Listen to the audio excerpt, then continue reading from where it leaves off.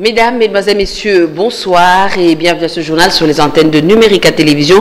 Tout de suite les titres, 39 voix sur 39 députés provinciaux votants, un record jamais réuni par les membres des assemblées provinciales. Roger Ntsingui, président de l'organe délibérant de Kinshasa, évincé de son poste ce jeudi. Un corps enseignant inadéquatement formé, peu féminisé et vieillissant en RDC, voilà ce à quoi ressemble l'enseignant congolais dépeint dans un rapport de l'ONUSCO et de l'UNICEF. C'est en marge de la commémoration ce jeudi 5 octobre de la Journée mondiale des enseignants. Dossier à suivre dans cette édition du journal. En sport, le calendrier du championnat 2017-2018 de la Ligue nationale de football sera connu ce vendredi, mais la Linafoot, son comité de gestion fin mandat et tous ses sociétaires devront se retrouver autour d'une table pour en discuter. C'est ça l'essentiel de l'actualité ce soir. Je vous le disais à l'instant même, 39 voix sur 39 votants, un record jamais dans l'histoire récente des assemblées provinciales. Un membre du bureau n'a réuni contre lui, pareille unanimité. Roger Ntsingui, président de l'Assemblée provinciale de Kinshasa, vient de l'apprendre à ses dépens ce jeudi. Il a été déchu à la suite de la motion de censure introduite par le député Henri Itoka. Suivez plutôt ce récit de Nadim Maïfula et Serge Mitelezi. Chers collègues, ainsi par votre volonté exprimée à travers les urnes, l'honorable Roger Ntsingui Mbemba est déchu de ses fonctions du président de l'Assemblée provinciale de Kinshasa par 39 voix contre 0. Seul du point du jour, c'est jeudi à l'Assemblée provinciale de Kinshasa. L'examen et l'adoption de la résolution portant d'échéance du président de l'Assemblée provinciale. Absent de la plénière convoquée il y a 72 heures, Roger Ntsingui est déchu de ses fonctions, mais il lui reste encore de voies de recours. C'est un ouf de soulagement, estiment certains députés. Vous ne pouvez pas imaginer les niveaux bas de cette assemblée à cause de son esprit. C'est une joie, c'est une libération. Avec ces départs, c'est un jour de victoire pour les Kinois. C'est un jour de satisfaction pour tous les Kinois. L'Assemblée provinciale de Kinshasa désormais est redorée. L'Assemblée provinciale de Kinshasa désormais va prendre l'élan d'une assemblée délibérante, d'un temple de la démocratie où régnera le respect du règlement intérieur. Tous les députés sont restés constants dans leur engagement. Je vous avais promis qu'il n'y avait aucun député qui pouvait retirer sa signature. Rappelons que Roger Ntsingui était attendu à l'Assemblée des présidents peu avant la plénière pour présenter ses moyens de défense, mais il a séché la plénière. Dans un autre chapitre, enseigner librement, donner les moyens d'agir aux enseignants, c'est le thème retenu en marge de la célébration ce jeudi 5 octobre de cette journée. Dans un rapport élaboré avec l'appui de l'UNESCO et l'UNICEF, relève que le corps enseignant en RDC est inadéquatement formé, peu féminisés et âgés. Seuls 17% des enseignants du secondaire sont qualifiés. Les femmes occupent 27% de postes au primaire et 11% au secondaire, alors que 20% des instituteurs sont âgés de 50 ans et plus. Et dans le cadre de cette journée, la Fédération des enseignants du Congo, en collaboration avec l'Union nationale des travailleurs du Congo, est montée au créneau. Dans une déclaration, l'UNTC dépeint un tableau sombre de la profession enseignante. L'organisation syndicale réclame l'amélioration des conditions salariales et la mécanisation de plus en plus de 100 000 enseignants appelés nouvelles unités. Compte rendu Élisée Manfo. À Kinshasa, il faut croire que c'est dans la méditation que la journée des enseignants a vécu. La célébration de cette journée s'est faite dans un contexte où les enseignants congolais se plaignent de la non-application des engagements pris par les gouvernements congolais. Ils sont de milliers, selon le secrétaire général de la FENECO, à vivre avec un salaire maigre. Rappelez au gouvernement leur devoir d'améliorer le statut de la profession enseignante. Le constat général est que beaucoup d'enseignants ne sont pas libres ni soutenus pour accomplir convenablement leur noble mission. 100 000 enseignants continuent à être considérés comme de nouvelles unités depuis de longues dates. 145 000 enseignants reconnus ne sont toujours pas payés. Et si on doit y aller par 5 000 enseignants reconnus comme le veut le gouvernement, le pays prendra 29 ans pour résorber tous les stocks de non payés. Les salaires de 397 225 enseignants pris en charge par le gouvernement, donc ceux-là qui sont payés, sont modiques. Autre problème, c'est dans le secteur privé, où les écoles qui fourmillent dans le pays ne font qu'engendrer l'exploitation des enseignants. Dans son adresse à l'occasion de la Journée mondiale des enseignants, la directrice générale de l'UNESCO appelle l'État et le gouvernement à garantir des dignes conditions de travail et des salaires décents à tous les enseignants.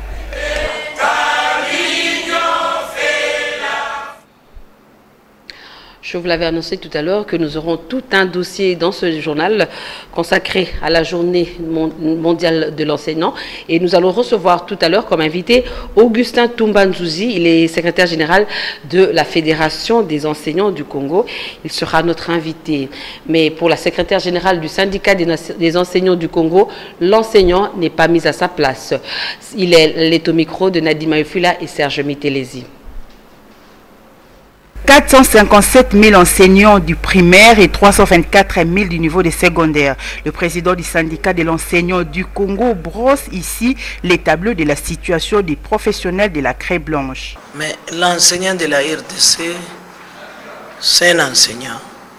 C'est un enseignant qui se bat en sa manière, de toutes les façons, pour transmettre les enseignements dans les enfants.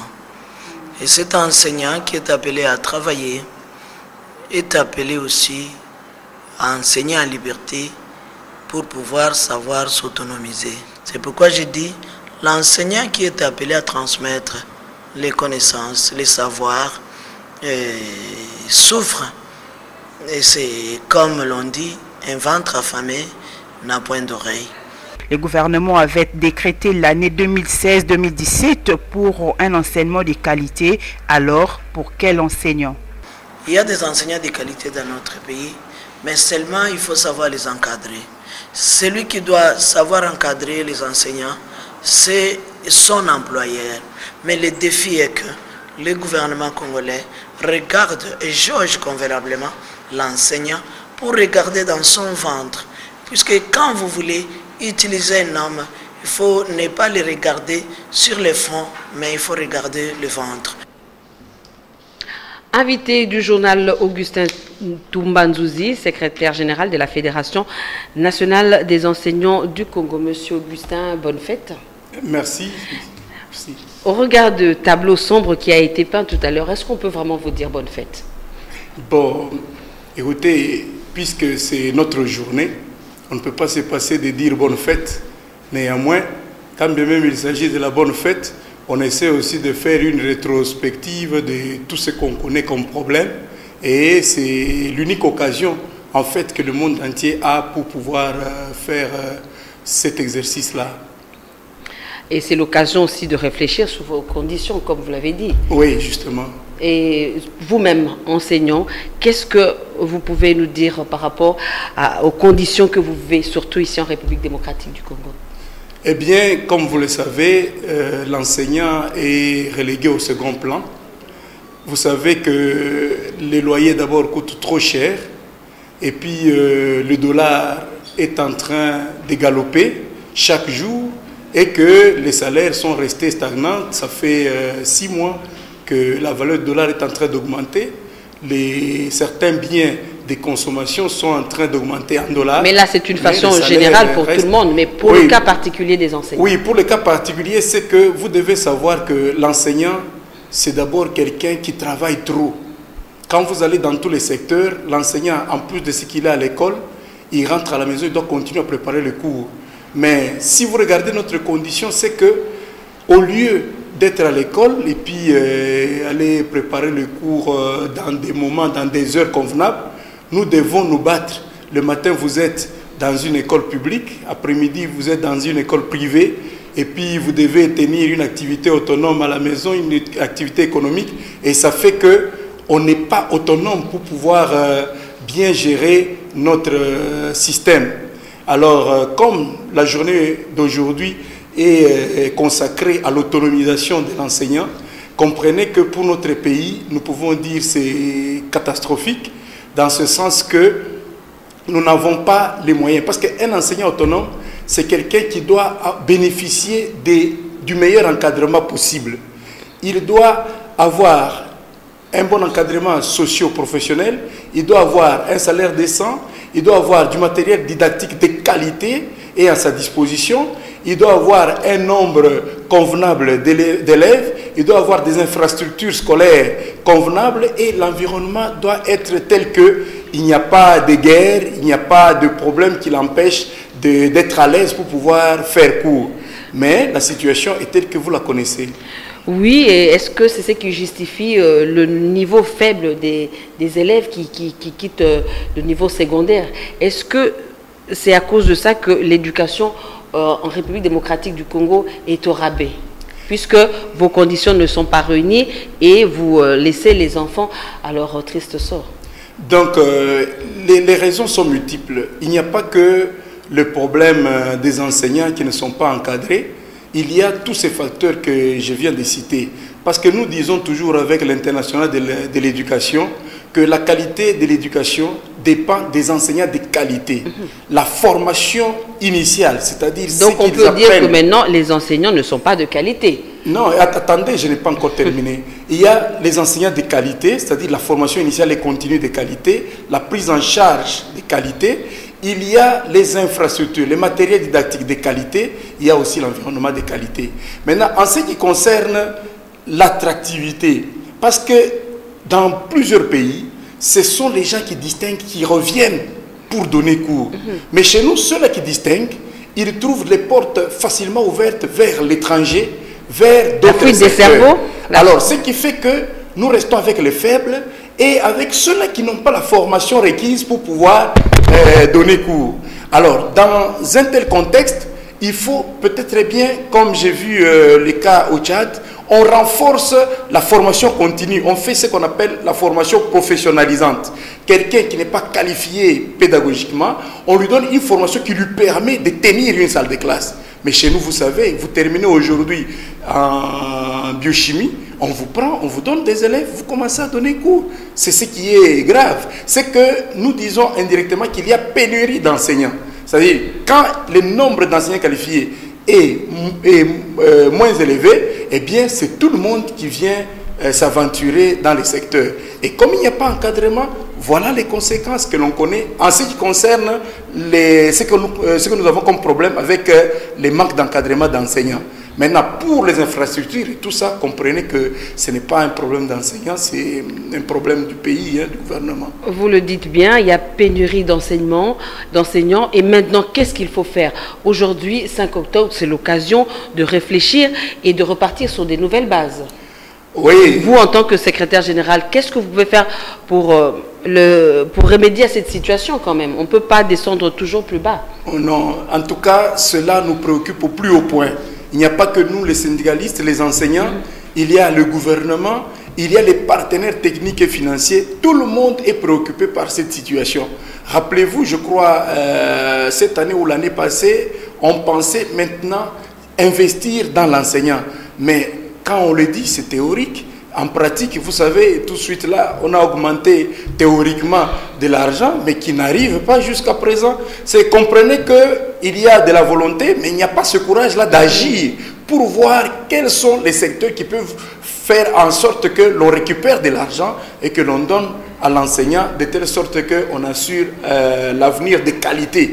Parce que quand on a l'éducation de qualité, on a l'avenir de qualité. Quand on a l'éducation de mauvaise qualité, eh bien on prépare une bombe. Quand ça va éclater, on ne parlera pas de Congo émergent, on ne parlera pas non plus de Congo développé à cause du seul secteur de l'éducation. Mais qu'est-ce que vous faites pour changer les choses? Au début du mois à la rentrée scolaire, vous avez déclaré un mouvement de grève et vous avez repris. C'est comme si vous avez oublié vous-même. Qu'est-ce que vous faites pour défendre votre cause, pour améliorer les choses? Apparemment, vous ne faites rien. Au début de l'année, on vous voit mouvement de grève et puis plus rien. Donc, et vous continuez à traquer les enfants et comme ça, vous parlez de pénurie et l'éducation au rabais. Mais finalement, qu'est-ce qu'on peut faire pour sauver la situation? Écoutez, ce que vous devez savoir est qu'il n'y a pas un seul syndicaliste des secteurs de l'éducation qui ignore les cahiers des charges. Il est là, il sait que le point, c'est il faut qu'on puisse restituer les 200 millions de francs de la mutuelle de santé. Le point, c'est que les salaires sont trop bas, il faut le relever. Le point, c'est que la titularisation, le point, on connaît tous les points par cœur. Maintenant, ce qui est mal de notre côté en tant que syndicaliste, nous y allons des fois en ordre dispersé pour pouvoir revendiquer les droits. Nous allons en négociation avec le gouvernement, on ne parle pas le même langage. Et quand bien même on arrive à un accord, comprenez que ce sont des accords de bonne foi. Nous avons voulu exécuter de bonne foi. Il y a eu des appels à la grève, et puis il y a eu des appels à la reprise. Et jusqu'à présent, ne vous en faites pas, dans le Congo central, à Kikwit, il y a encore la grève qui continue. Il y en a, parce que la grève, ce n'est pas seulement national, ça peut être aussi partiel. Alors, il y a toujours des pressions dans ce sens-là. Et toutes ces pressions là-bas, c'est pour amener à ce que l'on puisse considérer la situation de l'enseignant. C'est comme si tous les efforts que nous sommes en train de fournir, tous les cahiers des charges que nous avons déposés sur la table de tous les ministres qui se sont succédés, de toutes les autorités qui se sont succédées, c'est comme si on fait fi de tout cela. Nous, notre souci, c'est que nous continuons à revendiquer. Ce n'est pas pour rien que nous sommes syndicalistes. Nous continuons à revendiquer jusqu'à ce que l'enseignant obtiendra gain de cause. Voilà notre position. Alors, comme vous êtes sur ce plateau, vous avez revendiqué vos conditions et tout, mais il y a aussi un phénomène qui se passe, ça fait plus de 20 ans maintenant. Apparemment, les enfants ne reprennent plus l'année. Les enfants ne reprennent plus l'année. Quand il échoue dans cette école, il va dans une autre école où certains enseignants font carrément, donnent des mauvaises cotes à l'enfant pour qu'il devienne tuteur à la maison. Ce phénomène-là se généralise quand même. Oui, vous savez, il y a un problème. Comme vous n'êtes pas payé, vous trouvez un moyen détourné pour recevoir de l'argent. Vous enfoncez l'enfant et le parent doit vous appeler à la maison pour... En tant que syndicaliste, nous n'avons jamais encouragé la corruption. Vous savez, le système, il n'est pas... Quand on organise le système éducatif, dans tous les pays qui se respectent, on associe tout le monde. Donc, les enseignants doivent participer à partir de la gestion d'un établissement scolaire jusqu'à l'élaboration des politiques éducatives de tout un pays. À partir du moment où, par exemple, je donne un exemple, on est en train de réviser la convention de gestion des établissements publics. Parce que vous savez, il y a des établissements publics qu'on a cédés à certaines confessions religieuses pour pouvoir les gérer. Il y a une convention de 1977. On veut réviser, on ne veut pas que les enseignants soient là-dedans. Et dans l'entretemps, ce sont les enseignants qui sont en train de souffrir. On les chasse dans les réseaux parce qu'ils ne sont pas adeptes de ces réseaux-là. Ça, ce n'est qu'un exemple. Donc, je veux dire que quand on doit faire des réformes sérieuses, on doit tenir compte de la position, de la voix de l'enseignant. Parce que l'enseignant est un acteur clé dans le secteur de l'éducation.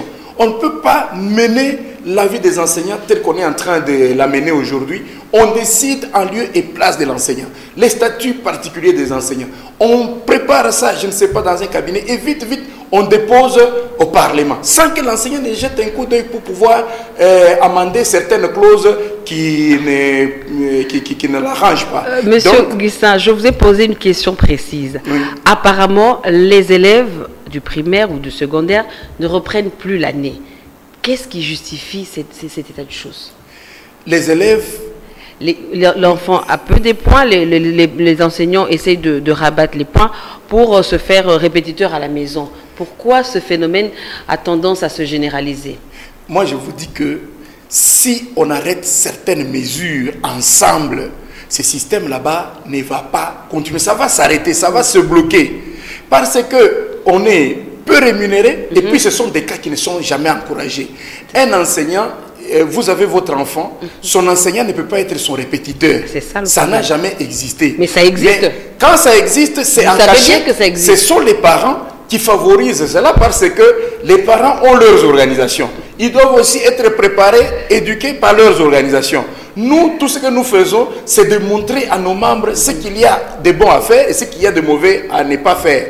Et si l'enseignant trouve que c'est intéressant de gagner de l'argent et qu'il peut travailler en cachette comme cela, qu'est-ce que nous, on dira si on n'est pas informé d'une telle situation? Est-ce que vous n'êtes pas informé de cette situation-là? Bon, personnellement, si j'ai un cas pareil, je pense que je vais donner des conseils. Je vais chercher à voir les parents pour pouvoir négocier. La reprise, c'est que tu venais de dire, chaque année, la reprise a toujours été en retard. Ce n'est pas seulement cette année, c'est depuis, comme tu as dit, une dizaine d'années, une vingtaine d'années. Ça fait que les mois de vacances, pour les parents, c'est pour préparer la rentrée scolaire.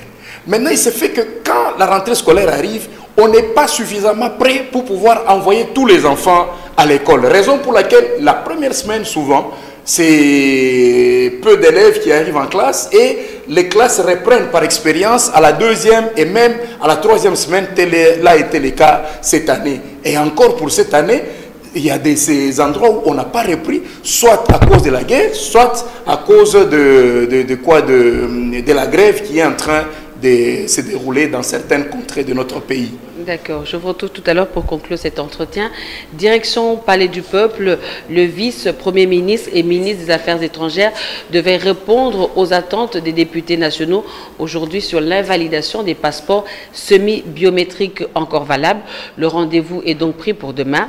Pour rappel, Léonard Chéokitundu avait annoncé en début de semaine la prolongation du délai jusqu'au 14 février 2018 et l'assouplissement des conditions d'acquisition des nouveaux passeports biométriques, et deux autres membres du gouvernement visés par une motion de défiance devaient également se présenter devant la représentation nationale. Il s'agit notamment du vice-premier ministre et ministre de l'Intérieur Ramazani Chadari et le ministre d'État et ministre de la Justice. La gestion du phénomène Kamwina Nsapu au Kasaï et Bundu Dia Congo à Kinshasa, ainsi que les évasions massives dans des prisons congolaises sont entre autres des griefs retenus contre eux. La suite de ce journal avec mon complice de tous les jeudis, Kelly Yoka.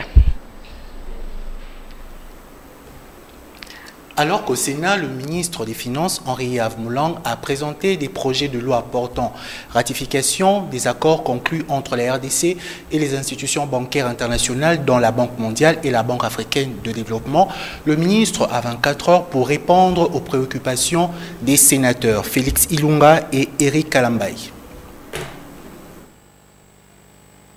3 points ont figuré à l'ordre du jour. Il s'agit notamment de l'examen et l'adoption du projet de loi portant ratification de l'accord de crédit conclu entre la République démocratique du Congo et la Banque mondiale au titre du projet d'accès et d'amélioration des services électriques, la ratification de l'accord de la Banque mondiale et le Congo-Kinshasa sur le financement additionnel du projet de développement urbain, ainsi que la ratification de l'accord conclu entre Kinshasa et la Banque africaine de développement au titre du projet d'appui à la bonne gouvernance et à l'amélioration du secteur électrique. Vu l'urgence, ces projets de loi devaient être votés aujourd'hui, mais le Sénat a accordé 24 heures au ministre des Finances, Henri-Yves Moulang, pour répondre aux questions des sénateurs.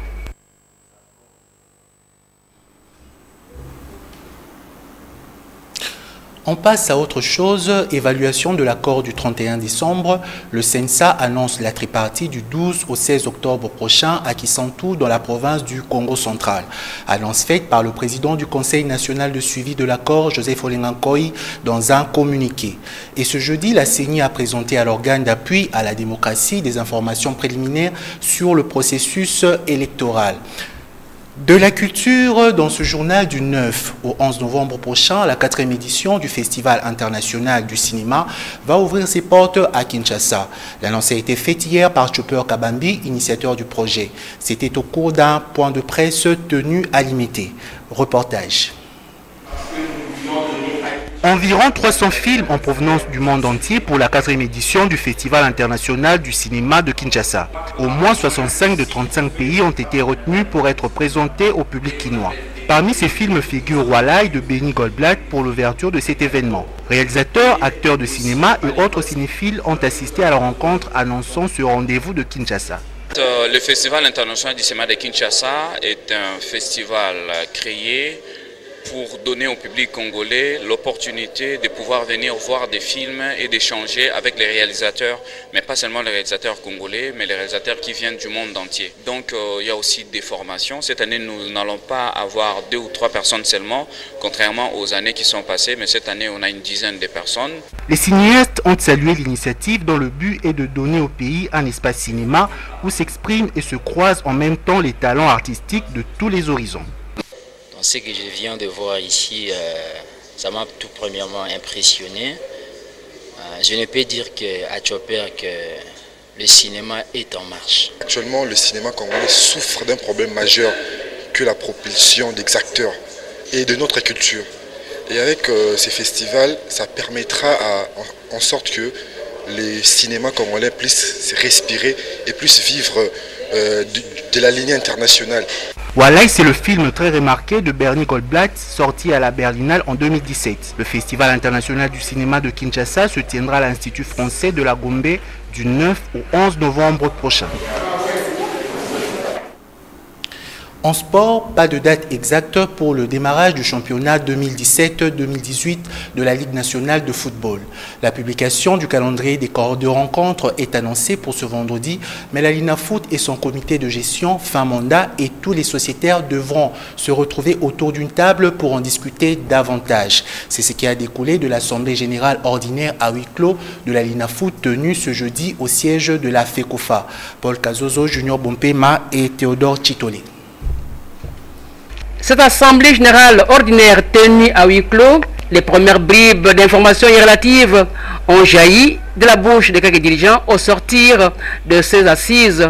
Ces dirigeants plus intéressés aux divers et non pas au rapport du dernier exercice. Simplement, la remise du rapport est survenue en retard. Et la Linafoot nous a rassuré qu'il y a déjà un calendrier déjà établi que les équipes vont avoir à partir de demain. Nous avons demandé que la Linafoot puisse revoir les dettes des clubs, parce que les clubs ne sont pas bénéficiaires de recettes comme on l'attend à mener les équipes. Le comité est en fin mandat. On voudrait savoir dans combien de temps un autre comité va le remplacer pour qu'on puisse gagner le temps pour démarrer finalement le championnat national. Ensuite, place à l'entrevue entre le président intérimaire de la Linafoot et la presse. D'abord, au sujet de cette assemblée générale ordinaire ouverte seulement aux 8 clubs présents au play-off. Une espèce de discrimination pour les autres équipes. Pour Rojolou, rien à dire, cette équipe est reléguée à l'EPFKIN. Les règlements du championnat la autorisent. Si Rojolou se retrouve dans la position de relégable, c'est réglementaire. On ne peut pas changer ça aujourd'hui. En conclusion, même si la date du démarrage du championnat est encore inconnue, le souci de la Linafoot est de lancer ce championnat avant de penser à l'élection d'un nouveau comité attendu avec empressement. Au-delà de nos frontières, hors de nos frontières, le prestigieux prix Nobel de la littérature décerné à l'écrivain et romancier britannique Kazuo Ishiguro. Il est l'auteur du roman Les Vestiges du jour qui fut adapté à l'écran par James Ivory. Les gardiens du temple de Nobel cachaient bien leur jeu, un choix qui s'inscrit dans la droite lignée de la politique idéaliste des sages, ainsi que le soulignait la spécialiste Josepha Laroche dans un essai sur le Nobel qui rivalise à chaque fois de talent pour nous surprendre. Augustin Toumba, je reviens à vous pour conclure cet entretien. Il y a aussi un phénomène, les parents préfèrent inscrire leurs enfants dans les écoles privées puisqu'ils se disent que dans le public, on ne forme pas bien. Ils préfèrent recourir au privé. Est-ce qu'il y a une explication à ça, à ce phénomène qui tend quand même à se généraliser? Il y a beaucoup d'écoles privées et les parents préfèrent envoyer leurs enfants là-bas. Il y a école privée et école privée. Parce que les écoles dites des classes dans les secteurs du privé sont des écoles qui recrutent des enfants dont la majorité viennent du secteur public à base des examens.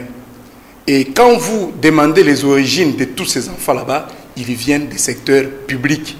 Et pour pouvoir se vanter, ils prennent ces enfants là-bas qui sont suffisamment intelligents, ils font leur publicité et ainsi ils arrivent à avoir la réputation qu'ils sont en train de gagner pour soutirer beaucoup d'argent aux parents. Alors, retenez aussi que dans le temps, les écoles privées, c'était des écoles de classe. Vous prenez l'enfant dans les secteurs publics, vous l'amenez dans les privés. Aujourd'hui, comme le secteur public coûte de l'argent, la majorité d'écoles privées coûtent moins cher que les écoles publiques. Ne comptez pas les écoles de la Gombe, ne comptez pas 2 à Kingasani, 3 à Barumbu, mais voyez toutes les écoles privées.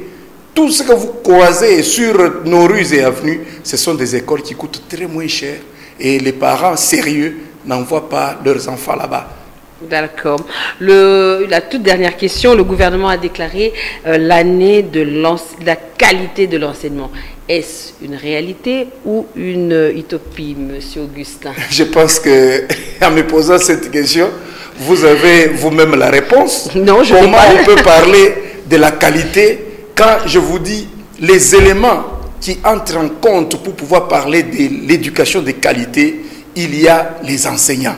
Formation initiale, formation continue, leur soutien, les salaires, tout ça. Il y a les infrastructures, les matériels didactiques. Il y a l'environnement. Je donne seulement les éléments et puis je vous laisse commenter pour dire que cette année ici, on va arriver à donner à l'enseignant un salaire pour qu'il rende sa vie vivable. Cette année, on va améliorer la qualité de formation des enseignants dans les secondaires où on forme en pédagogie et à l'université, dans l'Institut supérieur pédagogique et université pédagogique qui sont en train de fermer pour ouvrir vers des options qui n'ont rien à voir avec la pédagogie, avec l'avenir des enseignants. Et cette année même, on va construire combien d'écoles, on va améliorer combien, et cette année même, on va terminer la guerre, on va tout faire. Je pense que c'est une pure utopie.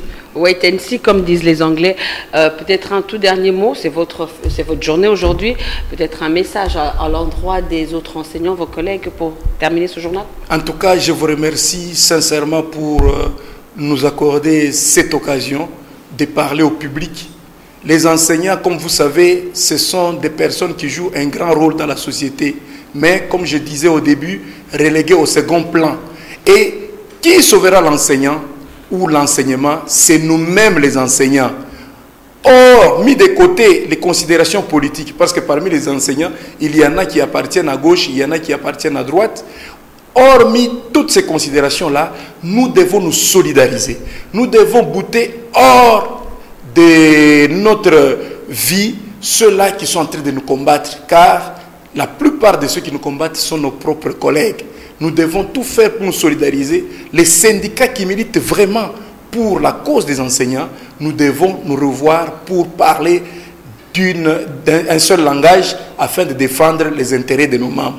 Voilà ce que je peux dire. Je vous remercie, monsieur Augustin Toumba Nzuzi. Je rappelle que vous êtes secrétaire général de la Fédération nationale des enseignants du Congo. Merci d'avoir répondu à notre invitation. Merci aussi. Nous terminons malheureusement ce journal par une page noire. Maman Amviko, la représentante légale de FEPACO Zambé Malamu, est décédée ce jeudi à Kampala en Ouganda, où elle se faisait soigner, alors que les pasteurs de cette communauté annonçaient son retour au pays ce vendredi 6 octobre. L'épouse d'Aïdini Abala, fondateur de l'église Fepako Nzambe Malamu, qui était décédée en 1997. Maman Anviko dirigeait la Fepako depuis 2006. Mesdames, Messieurs, c'est ici que nous mettons un terme à cette édition d'information.